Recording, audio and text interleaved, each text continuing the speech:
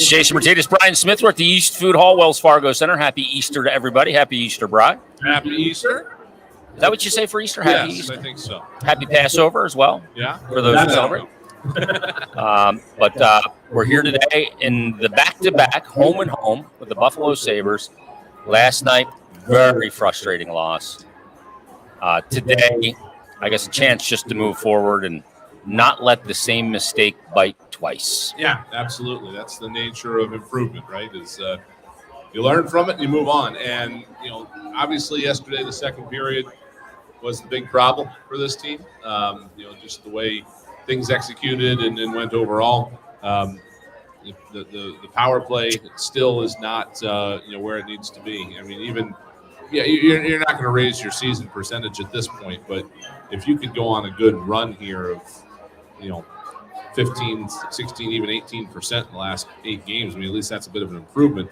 But they weren't able to capitalize on that yesterday either. So they've got some new personnel out there, but at the end of the day, you got to score goals, and so those are a couple things that hopefully can improve for this club here tonight. And it's just a matter of having a good first period like they did yesterday, and trying to continue that for 2 more periods. Yeah, power play success in the NHL is not really, a player's cutting their teeth game. Right. Yeah, that's the thing that takes a lot of experience in how, they defend on the PK, and that's not something that all of a sudden is going to snap your fingers. And new players, it's going to work. It's probably not going to work that way.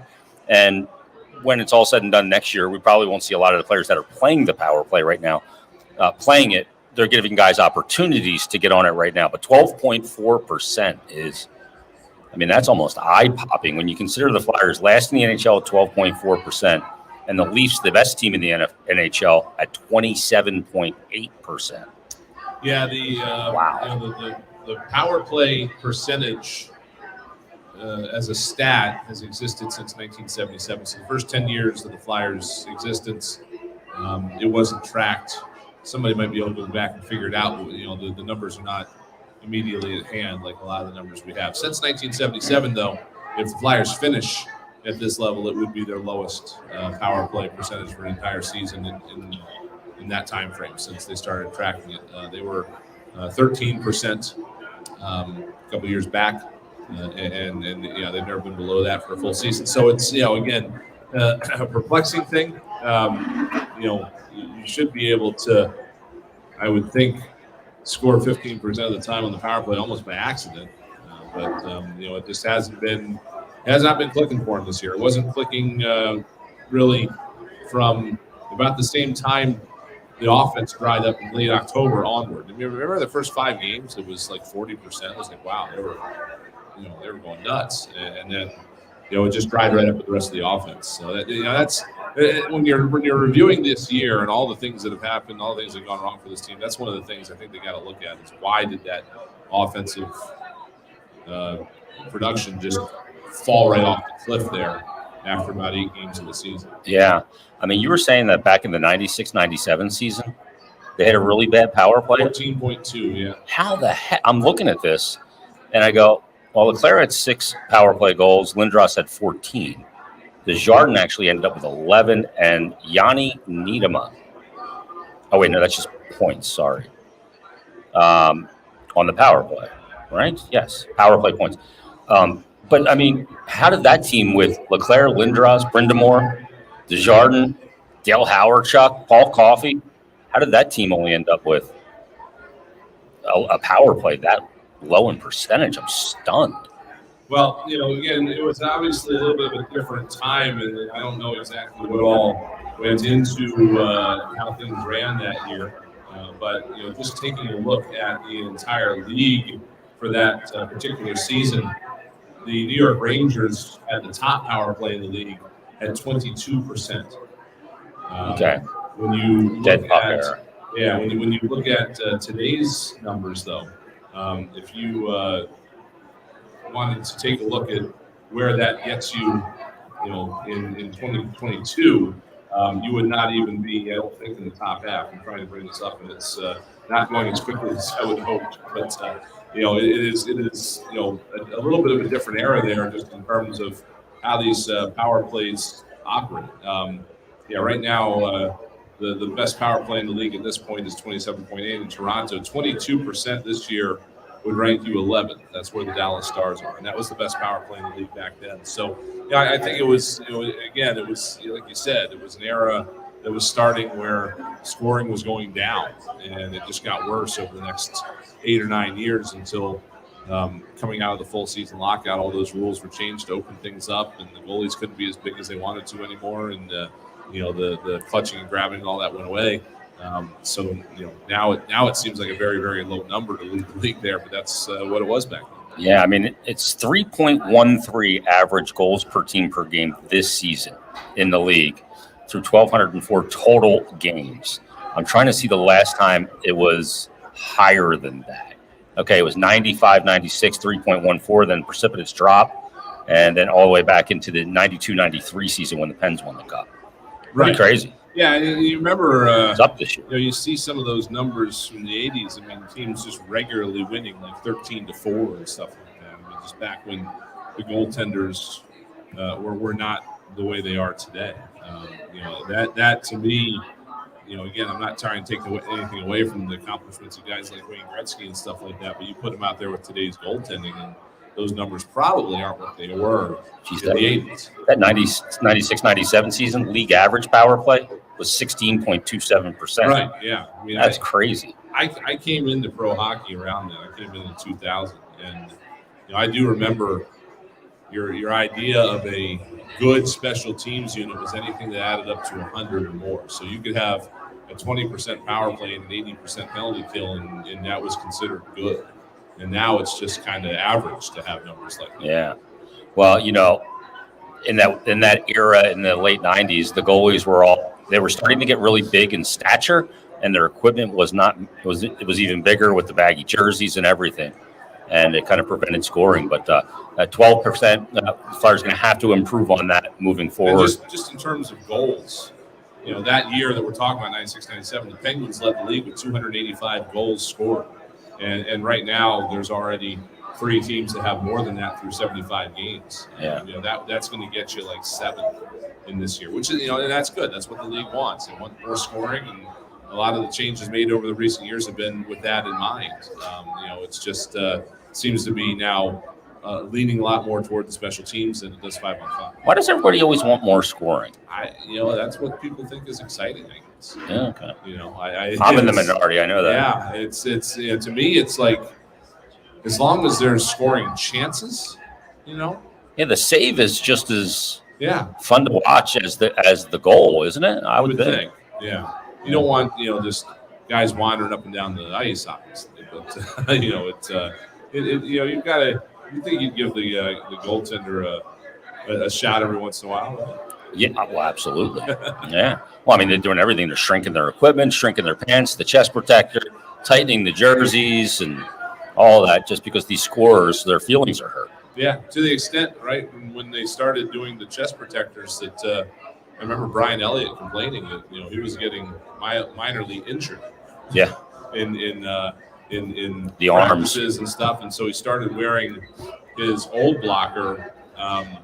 His old chesty? Yeah, his old chest protector for practices because the new ones were so thin or whatever it was. Yeah, well, try taking one of those pucks that these guys shoot, right? No, thank you. I almost did that. They really pared down the arm protection. Not in the NHL level, but in the American Hockey League, I almost did that. And somebody wisely said that would not be a good idea.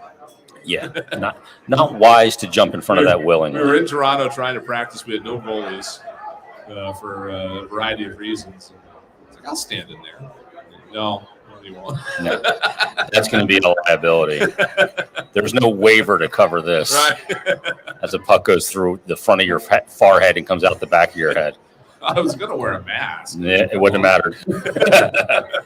All right, let's take a quick time out here. It is Flyers game day. Flyers and Sabres once again here at Wells Fargo Center tonight on Easter Sunday. We're back after this on the BetRivers.com Flyers Broadcast Network.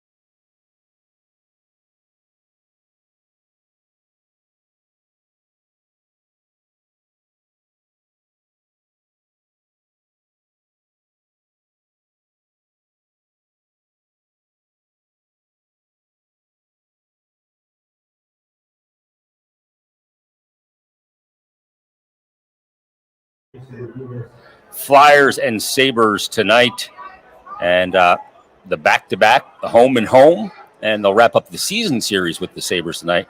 It doesn't really look like there's any lineup changes tonight. No Rasmus Ristolainen here to play against his former team, and it's going to basically be the same unit tonight. Cam Atkinson, they thought maybe he could get back into it tonight, but it looks like that's not going to happen. Did skate yesterday, but was still feeling some pain. So they're going to determine whether or not he makes the trip up to Canada for Toronto and Montreal. So no Atkinson. Yeah, it'll be pretty much the same group on the ice, with the exception of Felix Sands from Flyers. We'll get the start. Yeah. I believe this is the lines are the way they ended yesterday. Is that what we're understanding? The warm-ups tonight: Noah Cates, Kevin Hayes, Travis Konechny. So that's a look.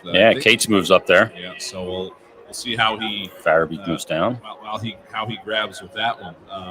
Again, it's just looking at guys in different situations, because you're going to bring in, some guys here in the offseason, and you'll be able to use this just in terms of, Bobby Brink looked pretty good with so-and-so, and this is going to be who steps in for him. So, try to make that comparison as best that you can. But, you got a limited book on some of these new guys, and just put them in different situations gives you a little bit of a better look at their game. So it's Hayes, Cates, and Konechny, then Lawton, JVR, and Owen Tippett, Frost, Farabee, and Brink. That'll be an interesting line. I like that. Thompson, Lindblom, and Zach McEwen. Then your D pairs, Provorov and Sanheim tonight, Zamula and Connaughton, and Yandel and Adard. So things obviously are very fluid. They can change very quickly. And we'll see how much of those combinations hold true. But Provorov and Sanheim once again on the top pair. Yeah, and again, that's a pairing that we saw in practice a couple of weeks ago, and we actually did a whole pregame show thinking that was going to be on the ice that night, and then they didn't. They switched it back up. So I don't remember.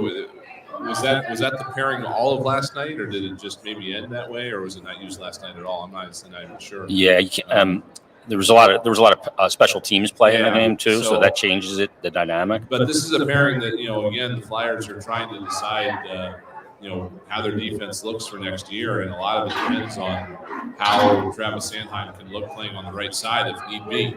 Yeah, he's played on the left side his entire career. They put these guys together on a pairing earlier this year, and I'm not sure it lasted the first period. It just didn't go well. But again, that was back when Ivan Provorov's game was a little bit off. He's played a lot better as of late. Seems to be showing some more confidence out there, and so they were giving us another crack in practice last week. We'll see it in the game today and see how these guys can play off each other and see if it works a little bit better than it did last time. Yeah. Zamula is a guy, he's made some good plays. You can see his instincts are good. Yeah. You can see, too, like just in his equipment that he needs to add more muscle and more, maybe the right word is thickness to his frame, because he does look slight, and he's a tall guy. 6'3". But when he adds that, and provided he retains the same level of mobility, which I anticipate he will, right, then you can have a real good player in Zamula. Yeah, absolutely. He's looked solid. He hasn't stuck out as being out of place or anything like that in his last few games. There was one goal yesterday where the puck went the opposite way of the way he turned, and so he didn't get to it. But I would hesitate to say that he made the wrong read there. It was just kind of unlucky the way that it turned out. There were a couple of goals in that game last night that were almost broken plays. It didn't really look like broken plays, but like the goal that Skinner scored coming off the wall. Mm-hmm. I looked at that again. Kevin Hayes actually played that correctly, because Skinner tried to go out to the point with it, but he fanned on it. And Hayes was in the spot to get that puck if he'd gone up to the point, but when he fanned on it, the puck stayed at his feet, and then he just kicked it out to his stick, and all of a sudden he was gone, which happens when you're a guy like Jeff Skinner. But it was, we thought at the time that somebody made a bad read on that play, and when you go back and look at it again, it really was just kind of bad luck on the Flyers' part. When you look at the situation right now, we're heading down the stretch here, final 7 games? Yep. Right now, the Flyers have the 7th worst record in the NHL, which gives them the fourth best odds to land the number 1 overall pick at 9.7%. 9.9% chance to land number 2. Can't land number 3 in this spot. 13.7% chance at 4, 43.6 at 5, and 23.1 at 6. That's the worst case scenario. Yeah, and I guess that's the thing too for me is that everybody talks about the first pick, and you don't. To me, you don't purposely try to get the first pick necessarily, but like you said, I mean, where things go right now, if it ended today, the worst they could pick would be 6th. Yeah, and that to me is more of a big deal than trying to win a lottery or whatever, get up there. It's the fact that if you go into the lottery and you're going to try to do whatever in terms of losing games or whatnot. I mean, you're not going to try to lose games by any means, but you're going to mind less, I guess. But the fact that they are guaranteed a top 6 pick to me is pretty darn good if that's the way it ends up. I got the NHL Draft Lottery Simulator here. Let's hit it one time here before we take another timeout. I've already gotten the first twice just while I was talking to you. Oh, did you really? All right, so I just hit it. Detroit got the first, and the Flyers actually moved down 2 spots to 6. That's no good. Let's hit it again. Oh, my God, same thing. Now New Jersey gets the number 1 overall pick. This is a nightmare. And, again, that's the thing. It's like, it's not what are the odds to get the first. There it is, on the third try. Not what are the odds to get the first. It's more to me is like, what are the odds against 2 teams jumping ahead of them? Yeah. Because that pushes against 6. So here, on my third try, I get the Flyers drafting 1, New Jersey 2nd, Arizona 3rd, Still like that. Montreal, why, because New Jersey 2nd? Yeah, they just keep. How many would that be? That'd be the Well, third Hughes, Heischer, and there was another one recently too, So. wasn't there? Yeah. Why can't I think of it? But this is the kind of garbage that put the Penguins where they are today. And being able to draft like this in the early 90s. Yeah, but then again, look at Edmonton. They had 5 and 7 years, and where are they? You hope it goes more the Edmonton way. Yeah. Then Arizona, Montreal, and Seattle. So number 1 pick there for the Flyers. So we'll see how it plays out. Let's take a break. Come back with more. We'll get you ready for the game. Flyers, Sabres, Tim Saunders and Steve Coates at the top of the hour with the countdown to face-off in the first period action. So we'll be back after this, leading up to Flyers, Sabres hockey on the BetRivers.com Flyers Broadcast Network. You're listening to the Flyers pregame.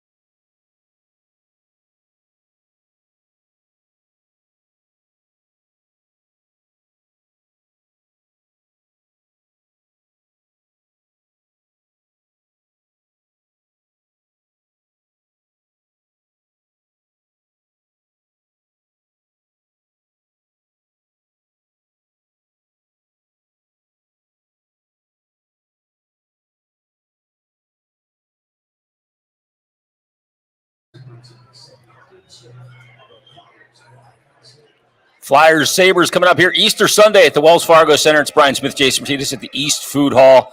Puck drop on the way. All right, I'm going to hit the simulator again. All right, so let's go. Boom. Hit it again. New Jersey gets 1 and Flyers get 6. All right, one more time. We don't like that. Okay, there we go again. Wow. This time it's Flyers, Ottawa, Arizona, Montreal, Seattle, New Jersey. We like that. I like that draft. That's yeah. A good draft. Who gets what's the trade pick? The pick there that's traded. That's the one that Columbus is getting from Chicago. Gotcha. That's not protected, I guess, apparently. Like Arizona, obviously, always could use players, but they're going to be playing in that 4,000 capacity collegiate building, which I'm still stunned at that's actually happening. But they may give up more goals than fans. I mean, they gave up a 9 spot last night. Did Ghost play last night? I heard that he did. Oh, we did. I thought for sure he didn't play if they gave up 9. He didn't shut him down. I didn't see the tweets about that one. Yeah. But they just want to kind of laud when he, what a horrible deal. Anybody could have had him for free. But that team has given up this year, Arizona. They've given up 6 or more goals 8 times this season. They've given up 8 twice and 7 twice, and they gave up a 9 spot last night. So they've given up 6 or more 8 times. Yeah. Florida has scored 6 or more 17 times. Oh, my goodness. Isn't it? Is that what it is? I think it is 17 times, but they've only scored 1. They haven't been shut out, and they've only scored 1 goal, 2 times? 4 times. 4 times on the year. That's outrageous. That's an offense that works. Yeah. And it wasn't that long ago that they were garbage. I mean, they remember they basically paid Vegas to take Jonathan March's show, and they turned around and scored 50 goals. Yeah.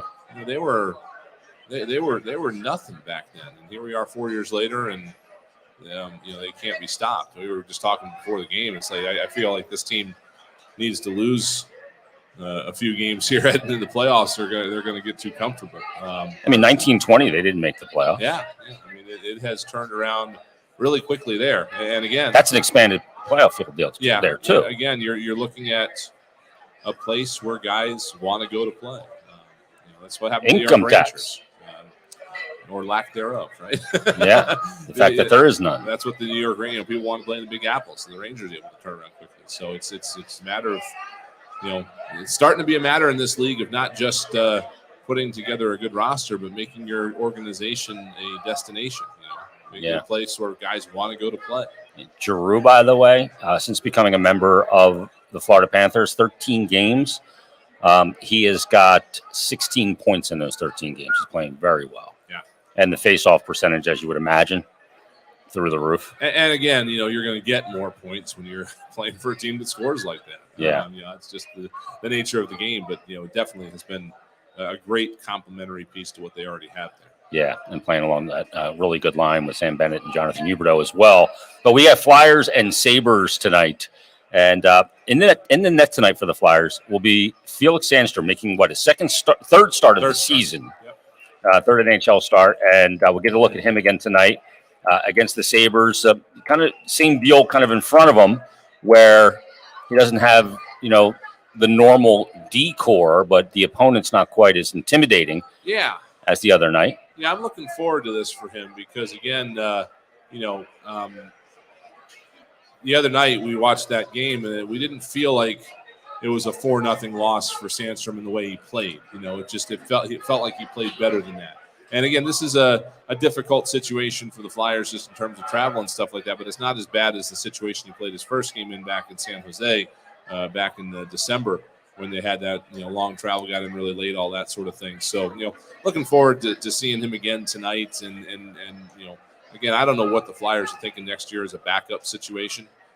There'd be a lot of, I think, people being a little bit nervous if he came in and he was the number 2 to Carter Hart without another veteran in there. But he's a Group 6 UFA too, so he's got kind of a little bit of, I think, a little bit of say in what happens. But they can look at him. They can look at making him the number 3. The Flyers' goaltending situation up through the entire system has been a little strange this year. But they have had a lot of injuries off of the NHL club. The NHL club has been relatively healthy, but yeah, I mean, this is another shot for him to show what he's got tonight, and give the Flyers a look and see how they make that decision for next year. Well, I tell you, his not only 2 games, but a .924 save percentage and a .290 goals against average. Not bad, not shabby at all. Yeah, I mean, the 2.9 you'd want to be lower, but to have a 924. Well, that one game, the first game he played 43 saves against to have a save San percentage Jose. like that with that goals against average is pretty good. Yeah, I mean, he has seen, let's see, so he's allowed 6 goals in the 2 games, and he's made 73 saves, so 79 shots. There you go. And easy math on that one. So it'll be Felix Sandstrom tonight for the Flyers in net, and we'll get another look at the Swede. Let's take a timeout. And Tim Saunders and Steve Coates, they've got the countdown to face-off and all the first period action between the Flyers and the Sabres right after this. You've been listening to the Flyers Game Day on the BetRivers.com Flyers Broadcast Network. You were listening to 97.5. Yeah.